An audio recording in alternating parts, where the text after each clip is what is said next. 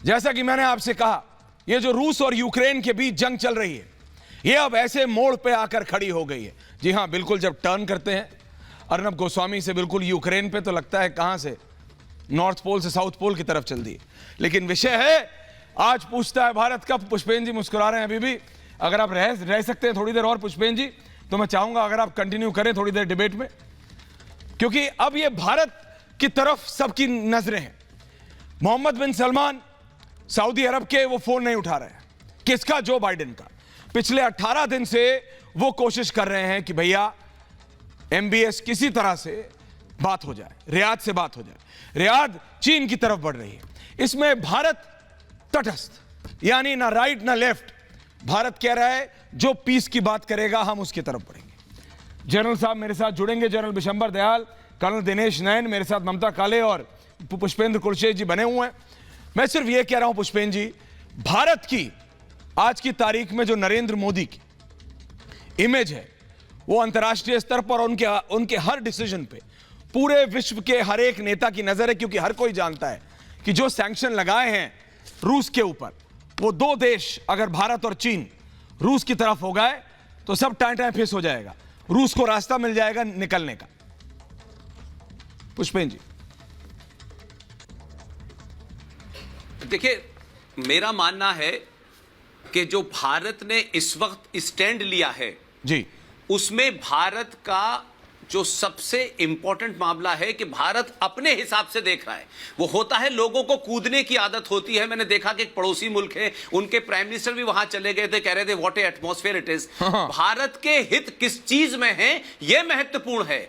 जबकि बहुत सारे ब्लॉक बने हुए हैं, आपका नाटो है, वारसा था, तमाम कोल्ड वॉर हुई और फिर उसके बाद नॉन अलाइंड हुआ, लेकिन अपने तटस्थ रहते हुए भी अपने दोस्त की मदद भी करना है और विश्व शांति के लिए बराबर बात करते रहना है। यह भारत का अच्छा स्टैंड है और मैं समझता हूं कि सीधे तौर पे भारत को इसमें कहीं इन्वॉल्व नहीं होना चाहिए, क्योंकि दुनिया भारत की तरफ देख रही है और भारत के अंदर मुझे इस बात की खुशी है कि दुनिया में इतना बड़ा उथल पुथल हो रही है, हर छोटा मुल्क अपना कोई स्टैंड ले रहा है, लेकिन भारत के अंदर एक ऐसी मजबूत सरकार है जिसके ऊपर दबाव बना करके कोई भी जिसे सुपर पावर है वो अपने हक में और अपने विरोध में नहीं खड़ी कर सकती। ये जो भारत की नीति है, मैं समझता हूं ये नॉन अलाइंड से बहुत आगे चली गई है। हम नॉन अलाइंड भी थे, तब भी हम कहीं ना कहीं फंसे हुए थे। इसलिए मैं मानता हूं कि आप ये देखें कि भारत में तमाम रूस के प्रति लोगों की अपनी संवेदनाएं, लेकिन उसके बावजूद भी यूक्रेन के साथ में जो कुछ हो रहा है या यूक्रेन को जिस तरीके से नाटो ने बिल्कुल छोड़ दिया है, या इसमें एक हथियारों की लॉबी है जिसके बारे में अर्नब ने एक पूरा नया नैरेटिव लाया कि किस तरीके से वो लॉबी इसको आगे बढ़ाना चाहती है, तो ये बहुत इंपॉर्टेंट है। और हम सब इस पूरे मामले में एक ही चीज में इंटरेस्ट है कि भारत मजबूत हो और भारत शिखर पर रहते हुए भारत के हितों को ध्यान में रख के कदम उठाए। सर, मैं अभी जनरल साहब के पास आ रहा हूं, लेकिन मैं सिर्फ यह बताना चाहता हूं कि यूक्रेन और रूस के युद्ध पर विश्व दो भाग में बटा हुआ है। यह कोई नया नहीं, पिछले 18 दिन से आपको अब क्रिस्टल क्लियर हो चुका है। जैसे 1 और 1 2 होता है, वैसा है कि दुनिया बढ़ चुकी है। लेकिन भारत की भूमिका इस समय न्यूट्रल है, तटस्थ, जिसे मैंने कहा। एक तरफ भारत का मित्र देश रूस है, तो दूसरी तरफ अमेरिका, जो चीन को काउंटर करने के लिए बेहद अहम है।